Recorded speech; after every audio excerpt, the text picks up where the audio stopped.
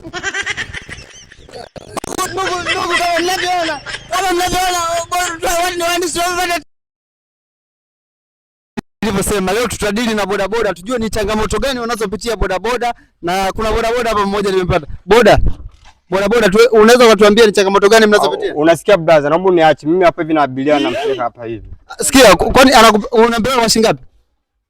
Unaweza yaani hiyo hela anailipa mimi au unalipa mimi? Brother, shuka tafuta bodaboda nyingine. Shilingi ngapi kwani ulikuwa unaenda kwa shilingi ngapi? 15,000. 15. Mimi nitakupa 20. Shuka mwanangu, tafuta pikipiki nyingine. Kwa hiyo kiongozi, ni changamoto gani mnazopitia nyie kama bodaboda? Sisi hatupitii changamoto yoyote. Hampitii changamoto yoyote? Hamna. Mnapiga hela tu? Sana tu. Mfano wewe kwa siku huwa unarudi na shilingi ngapi? Mimi narudi na hela nyingi. Yaani kwa siku naweza nikarudi na 3,500. Umeona? 3,500? Mungu akibless narudi na 4,200. Lakini changamoto hamna? Hamna changamoto yoyote. Kwa sababu kuna muda hivi wanawake wakija tukiwabeba wakitupiga mabusu tunawaachia. Mnawaachia, ila changamoto hamna. Hamna changamoto. Labda hamna changamoto.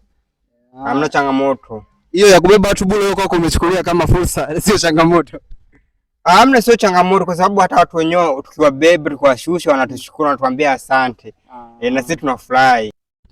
Kama tulivyoona changamoto wanazopitia bodaboda. Sasa bodaboda ungechukua hii shilingi 2,000 mimi niweze kwenda. Nashukuru bwana, interview yangu imeenda vizuri. Sikia, ona nipe sasa hela, unajua mimi ni si ndio hii 2,000. Kwani sasa hivi mkimbia kwanza hajafika mbali yule abiria wako. Tumeelewana 2,000.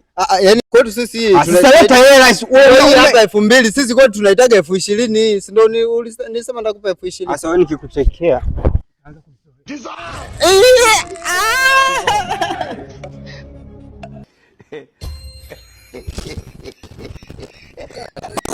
ndugu kama mnavyoona